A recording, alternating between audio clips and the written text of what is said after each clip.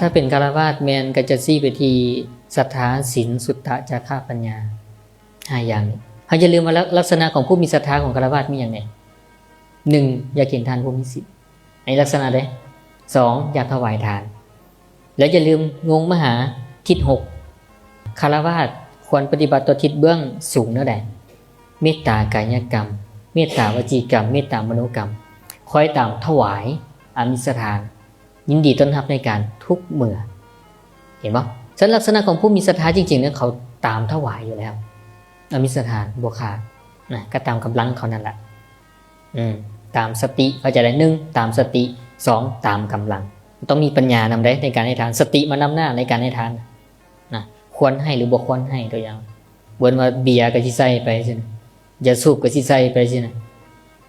นี่เอิ้นว่าต้องมีปัญญาหรือว่าต้องมีสติว่าเห็นบอกพระเจ้าจะบอกผู้มีปัญญาคืออะไรรู้ว่าอันใดเป็นบุญอันใดเป็นบาปบ่อันใดเป็นกุศลอันใดเป็นอกุศลอันใดเฮ็ดแล้วเป็นอกุศลรู้ว่าเป็นอกุศลคันรู้ว่าเฮ็ดไปแล้วมันสิเป็นบาปที่เฮ็ดบ่ล่ะคันเฮ็ดคันเจ้ารู้ว่ามันเป็นบาปยังเฮ็ดอยู่แสดงเจ้าบ่มีปัญญาคันมีปัญญารู้ว่าเป็นบาปเขาจะบ่เฮ็ดพระเจ้าจะว่าสติกำลังแล้วก็ต้องเข้าใจว่าจาคะมีผู้ควรแก่การขอนำแต่คำของจะคำว่าการขอดีๆในที่นี้ คือสุดท้ายก็เข้าใจแล้วเนาะปัญญาเกิดขึ้นนี่แหละคือเข้าใจว่าทุกอย่างนะมันก็เป็นธาตุพระเจ้าบอกพิจารณาธรรม3อย่าง1อายตนะ2ธาตุ3ปฏิจจ์3อย่างนี้ถ้าจะพิจารณาธรรมในการหลุดพ้นถ้าเข้าใจในมุม3มุมนี้มุมใดมุมหนึ่งพระเจ้าบอกถ้าเป็นโสดาบันสักกายทิฏฐิวิจิกิจฉาสัตตปมาสก็จะละได้แม้แต่คนขอทานฉันทานในสมัยก่อนมาฟังธรรมปุ๊บกับบรรลุธรรมเป็นโสดาบันแล้วก็สมาทานศีลสิกขาบท5ข้อตลอดชีวิตกับแบบนั้นแล้วก็มั่นคงอยู่แบบนั้นนี่คือเข้าใจในมุมนี้บอกกันเลยได้ว่าลักษณะของผู้มีศรัทธาคืออย่างอยากเห็นทานผู้มีศีลเห็นบ่คอยตามถวายสมาทานอยากถวายทานให้เขาจะได้ลักษณะที่ได้องค์ประกอบของผู้มีศรัทธาใด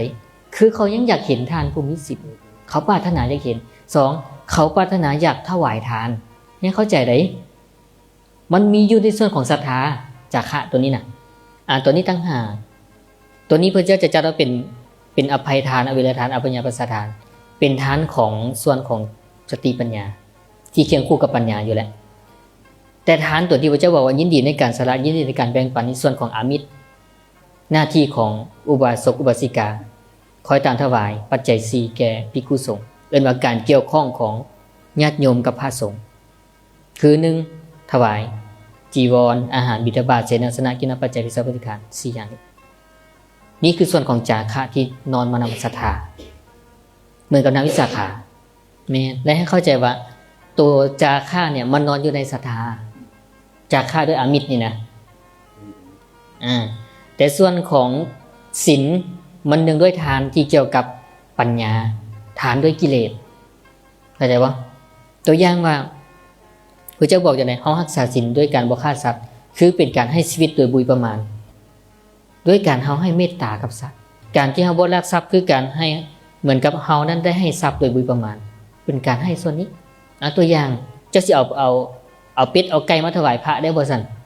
เจ้าบ่ฆ่าได้จะเอาเป็ดเอาไก่มาถวายพระได้บ่ได้พระเจ้าบอกห้ามภิกขุหับสัตว์เห็นบ่เขาต้องแยกกันว่าตัวใดละด้วยแบบใดศีลตัวนี้พระเจ้าบอกเป็นส่วนที่เฮาให้ทานด้วยปัญญาเฮาละด้วยกิเลสเฮาสละแบบกิเลสที่มันนอนในจิตเอิ้นว่าเป็นสังโยชน์พระเจ้าบอกเฮาเฮ็ดผิดศีลย้อนหยังย้อนสังโยชน์ใดเฮารักษาศีลเพื่อละสังโยชน์ในศีล5เนี่ยพระเจ้าบอกเลยเฮาเฮ็ดผิดศีลเนี่ยเพราะเฮ็ดผิดเพราะมีสังโยชน์เฮ็ดตามสังโยชน์พาเฮ็ดฆ่าสัตว์เพราะสังโยชน์ลักทรัพย์เพราะสังโยชน์ประพฤติพฤติกรรมเพราะสังโยชน์พระเจ้าบอกว่าตัวก็เพราะสังโยชน์การที่เฮ็ดตัวปุ๊บสังโยชน์มันเกิดทันทีแต่การที่เจ้าละได้เนี่ยพระเจ้าบอกคือเจ้าละสังโยชน์ละกิเลสออกภพมันจึงสั้นลงเรื่อยๆซึ่งสุดแล้วมันเป็นอย่างบอกศีลบริบูรณ์เขาละภพได้หลายภพละชาติได้หลายชาติเหลือเพียงแค่บุเกิน7ชาติเห็นบ่สังโยชน์มันถอยออกมันหลุดลง